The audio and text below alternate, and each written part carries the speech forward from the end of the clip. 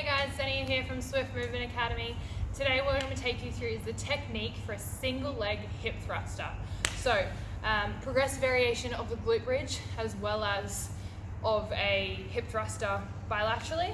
So what you're going to do, you're going to grab yourself a bench and jump down in front of it. From this position here, making sure that your entire upper back, so for me it's basically my bra line upwards, is all going to be supported on the bench. Reason for this is that you'll start to slide off like this.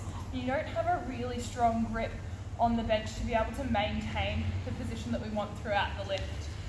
Then what we're going to do, elbows are up and you're going to drive up into that position double leg.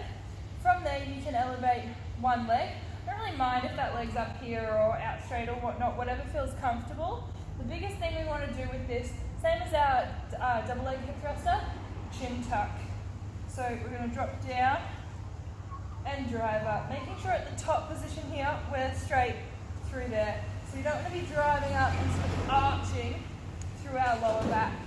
So our chin stays tucked and our upper back is fully supported. We're locking down so our ribs are not flared either, locking down and driving all the way up. You do not need to go all the way back to the ground. Depending on how high your bench is, you may want to go sort of a little bit off the ground per rep and maintain constant tension throughout that as well. Give it a crack.